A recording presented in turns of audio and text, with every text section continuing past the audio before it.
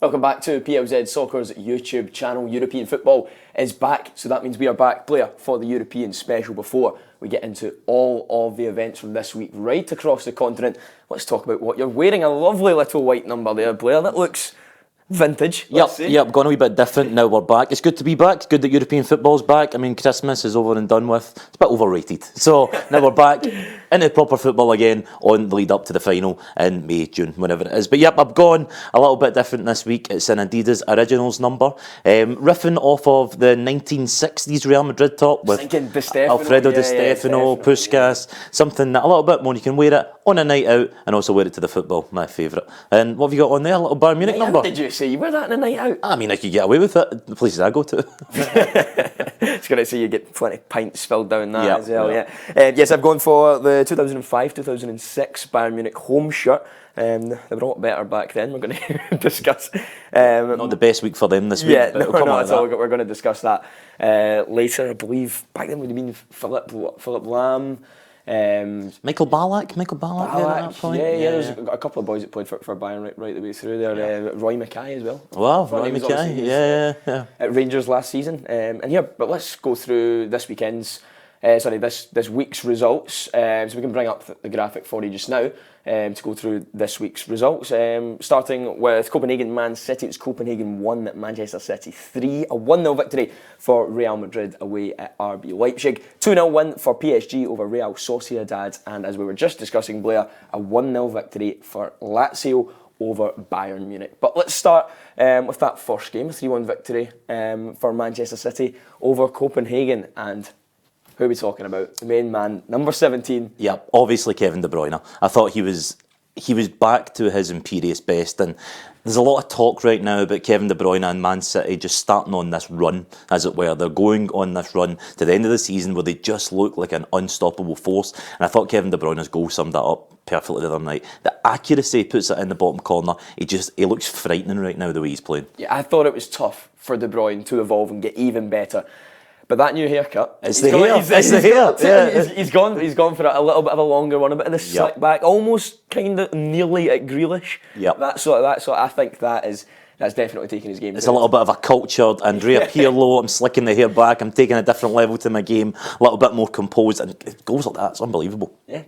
Someone we have to talk about in the Copenhagen side, Scott McKenna was playing. Yep, a bit of a surprise to some people who maybe weren't following all the transfers. Scott McKenna popping up. What's he doing in the Champions League? But I think he was getting a lot of unnecessary criticism online. I think a lot of people saying, oh, he's not Champions League level. I thought he handled himself pretty well. I think he's always been a pretty solid centre-half. I think Copenhagen's a really good move for him, going there. Obviously not fancied at Nottingham Forest. Moving in there playing Champions League football on the biggest stage. It's a good move. Yeah, well, let's hear now from Manchester City manager Pep Guardiola. How we play really, really good. The right tempo should play. I know the game against Bayern Munich United. It's a really difficult team, really one. That's why the third goal helped us a lot to manage a little bit better and more calm the game. Will they win it? It's hard to look past them right now. I mean, I know it's only one game, but the way they've been playing recently, and I think Guardiola mentioned in it there the importance of that third goal. I thought Copenhagen looked good, and I think at 2-1, you could almost say they're right in the game, they're right in the tie, going back to Manchester, there's anything to play for, but I think that third goal kills it, and I think they are almost certainties for the next round, and like you said, even further. You wanted to look at the wage bills of yep, these two sides. I think it's the opposite end of the spectrum of Champions League. Yeah. I mean, I know Alison brought up on the Journal show the other day. I don't think a team have won the Champions League with a budget less than 430 odd million, and I think it's really, really almost impossible now for a smaller team to bridge that gap and try and make it all the way to the final, or indeed actually win the competition. But Copenhagen getting to this stage, competing with Man City, of a reported wage bill of £14.7 million a year, which works out about £284,000 a week for the entire squad. Now, so you need what, 28 players? Yeah, there's Manchester City players on more than that individually, and the whole Copenhagen squad is on that. I think it shows you how well they're doing to compete. Okay, let's talk about RB Leipzig, Real Madrid, a 1-0 win for Real Madrid, and they did it without my hero. Without your boy. Without Bellingham. I thought Brahim Diaz stepped in pretty well. I mean, you can't ask for any more. Scoring a goal like that, cutting inside on his left. It's an astounding finish from someone who obviously taking the place of Bellingham. Everybody said this season, can Real Madrid do it without Bellingham? Is Bellingham carrying Real Madrid? And I think a win like that and a goal like that proves that they can. He's now on 20 goals for the. I'm talking about Bellingham. Yeah, By the way, of course, I know he wasn't playing, but we have to 20 goals I think for the season. He got that last weekend. I noticed a stat as well. He was now Real Madrid's 93rd all-time top goal scorer. I'm not sure that's. I'm not sure that's it to shout about just yet. But you're definitely the man to go to for Jude Bellingham stats the whole way through his career. I can't wait to the day you get to interview that man and you can just fawn all over him. Yeah, he won't enjoy that experience at all. Well, a nice thing I heard about that game, Brahim Diaz, obviously ex-AC Milan, and he was asked by an Italian journalist if he still keeps up to date with the Milan scores, with how they're getting on in the league, and if he talks to his mate Theo Hernandez. And Brahim Diaz says he speaks to Theo Hernandez more than he speaks to his own girlfriend right now, which I think she won't be displeased with, especially on Valentine's Day this week. Yeah, do you know what? I read that in the running order, and you know you can tell this is early. I read it the wrong way round. And I was like, does he speak to Theo Hernandez's girlfriend when he speaks to Theo Hernandez? That's like, almost a scandal there. Yeah, I hope not. Glad you read that one out and not me. Yeah. Let's talk about this lot. Yeah. 1-0 victory for Lazio and a really, really poor performance for Bayern Munich. No shots on target. I mean, it's a very strange start, that one. They had 17 shots with none on target, which since Opta started, and I know football didn't start in 2003, but since Opta started recording... That was Jude Bellingham was born. Yes. Okay. Since Opta started in 2003, that's the most shots anyone has had in a Champions League game without one on target, which I thought was incredible. And Bayern Munich right now, they've been knocked out of the DFB Pokal. They're 5 points behind Bayer Leverkusen in the Bundesliga, and I don't know, I watched that game last weekend. Bayer Leverkusen took them apart, and I mean, Xabi Alonso could be the next big coach. There's obviously talk about him potentially going to Liverpool, and what he's doing with that team is incredible right now, but they absolutely dismantled Bayern Munich in a team with Harry Kane. Now they're 1-0 down to Lazio. All right, albeit they do need to go back to the Allianz, and that is a formidable place to go to. But you wouldn't put it past Lazio getting something, especially holding a 1-0 with a seasoned operator, Maurizio Sarri, at the helm. They could go there and get a result for me. Is this the Spurs curse that's come across? That Harry Kane is taken to Bayern and Eric Dyer as well. Yeah. It's a Harry Kane. You think he makes this move, he's gonna finally win a trophy. Yeah. But it's just all falling apart. It's a brilliant Bayern Munich side. You've got it must be some sort of curse. In all fairness to Harry Kane, I think that he's doing everything he can this season. It's not his fault. You know he's scoring. Quickest player to hit 20 goals in Bundesliga history, and he's banging in the goals. And I think the system does suit him. But I think Bayern Munich are almost on the cusp of a little bit of a refresh, and I think that'll come over the next couple of years. And I think if Harry Kane stays there, he'll win trophies, no doubt about it. But I think two of the main men this week, Kevin De Bruyne and obviously Ciro Immobile. I love Ciro Immobile. He is a proper throwback to a centre forward, a guy who leads that Lazio line. He's a cult hero there. Both were the number 17s, which got me thinking this week about the best number 17s in Champions League history. Just a couple of my favourites. David Trezeguet, an incredible forward who were 17 for Juventus for so many years. Obviously scored a winning goal in Euro 2000. Also Mark van Bommel, a little bit of a lesser spotted one. A holding midfielder, won the Champions League with Barcelona in 2006, beaten in the Champions League final in 2010 with Bayern Munich. Very underrated player of his generation. I thought he anchored the midfield so well. You would have played in the 2010 World Cup. Yes. As well. With I'm sure Nigel de Jong as well. Yes, two absolute hatchet men in the middle of the park. And another one when I was researching this is Nani from Manchester United, who actually played in a lot more Champions League finals than I think he gets credit for. And finals, and he obviously 08, 09, 11. And he won in Moscow with Manchester United. I thought he was a great player. I thought he was one of those guys. Ferguson picked him out from Sporting Lisbon, and I always get a little bit overshadowed with Ronaldo and the comparisons there, but one of my favourite number 17s. Yeah, absolutely. There's a few others on this list as well. Marek Hamšík, the Peter Wright lookalike. Yes. Well, darts reference there for everyone who's involved. One of the most iconic haircuts in European football, never mind just the squad number. Yeah, my favourite on this one as well, Pedro at Barcelona. I think when I first started falling in love with football, he was part of the Barcelona team that I fell in love with. He was that sort of rotational striker that kind of changed every 2 or 3 years alongside Messi, and it was David Villa and all sorts. But he was a fantastic player. And I think his later years at Chelsea, he just kept doing it, and he had a prolonged careal after Barcelona as well. Yeah, he's Lazio now, isn't he? Actually, he's 2-0 victory for PSG over Real Sociedad. Kylian Mbappe scored But the big news Yeah. might not be there next season. No, he has made it very clear to the PSG board that he wants to leave. I think it's something that we all seen coming.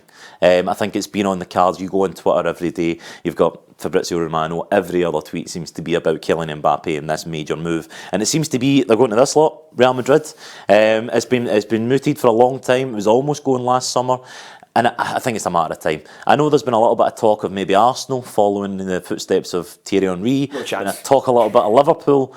But personally, I can't see anybody other than Real Madrid. He's a Galactico in waiting. And I think that him in that team, with Jude Bellingham coming into his prime, with Vinicius Junior, with potentially Endrick coming into the team in the next couple of years, with Camavinga, all these guys who are going to build that Real Madrid team. You're now looking at that Real Madrid team going, Rodrigo, they could dominate for the next 10 years. Like, with the players they've got, I think it could be incredible. Yeah, Perez, I don't think is going to let Mbappe go anywhere else. No, I think it's going to be his mission to get him. But also, it leaves a question where the PSG go now. Because I think we've seen that this sort of Harlem Globetrotters experiment of let's sign Neymar, let's sign Mbappe, let's sign Messi, it doesn't work. It hasn't worked. PSG, their ultimate goal has been, we want the Champions League, and albeit they do still have this season, but they've not managed to get that. And I mean, winning Ligue 1 is almost par for the course for them now because of the vast budget away than anything else. And I think we're going to see PSG maybe move towards a more youth-orientated system. I mean, there is a bit of reports today they might go for Victor Osimhen. They're all right, they might still spend £100 million on a forward, on a midfielder as their sort of token big buy. But I think you'll see they'll move towards a sort of youth structure, and they'll still spend big money, don't get me wrong. Like, I seen Bradley Barcola the other night. They spent €45 million from Lyon, and I think he's the real deal. I think he's brilliant. The way he shifts the ball and moves past people at 21 years old, I thought was incredible. But I think we will now see a move away from these superstars and maybe more of a collective at PSG. I actually think that can benefit them. I actually think Mbappe leaving might be a good thing for PSG. I think he has far too much power within that club. And you notice, especially when it was Messi, Neymar and Mbappe, it just doesn't work when you've got three superstars like that. No. And the way that modern football's evolving, and you've got, I don't want to sound like an old dad, but you've got to track back and whatnot. Yeah. You can't have three guys up the top end of the pitch if the other team's just going to sit in and hit you on the counter because they can, well, there's no press. They can beat the press just by playing two passes. Yeah. It doesn't work, right? Yeah. It simply doesn't work. And I actually think, given the power that Mbappe has over a lot of influential people at that club, I actually think it can be a good thing. Yeah, and it'll be interesting to see how PSG evolve over the next couple of years, especially given that change of dynamic. Yeah, you wanted to talk about the best Champions League celebrations, Blair. Yes, this was also inspired this week by Ciro Immobile when he scored and ran over to the camera and gave it a kiss. And I thought, the celebration for me is one of the best parts about football, and it always has been. I think there's been a lot of debate about VAR and such, and ruining the celebration a little bit and not having that pure moment of elation. But I do think there's still something nice about a trademark celebration. Some of my favourites over the years in the Champions League. Jose Mourinho, when he was manager of Porto and they knocked Manchester United out of the Champions League in 2004, and it was a last minute goal and he belts it up the touchline to go and celebrate with his teammates. And I think that was really the introduction to Mourinho and his personality completely, when he's running up that touchline at Old Trafford and we went, who is this guy? Only to turn up at Chelsea a year later and we knew all about him then. Yeah, so where was the knee slide? Was that Inter Milan? Yeah. That was a few years later. He obviously carried this on his entire career. Another famous one, Lionel Messi, after scoring that header in the 2009 Champions League final in Rome, when his boot came off and he gave it a kiss on the way. A lot of people saying that goal probably shouldn't have stood because he wasn't wearing the boot at the time. But the irony of him kissing his boot when he put it in with his head. That's what I was going to say. I was going to say that Messi has scored so many amazing goals with his left boot. Yeah. And he scores a header and gives it. He gives the boot a kiss. I was waiting for the classic, like, player points to head when he runs away, when he wheels away in celebration, points to head, he's wee guy never scores a header. But it's not an iconic celebration nonetheless. Yeah, of course. Another one of my favourites, this is one that, a bit more niche, but I would suggest, if you get an opportunity, go and look it up, because it's well worth the goal alone. Okay. Fred, who was a big Brazilian forward for Lyon at the time, it's 2005, and Lyon are 3-0 up against PSV Eindhoven, and late in the game, Fred picks the ball up and he does what I can only describe as a flip-flap round the defender. An elastical. Yes, That's the official an name. elastical for all the young people out there. That's the official name for it. So he goes round the defender and he hammers it home.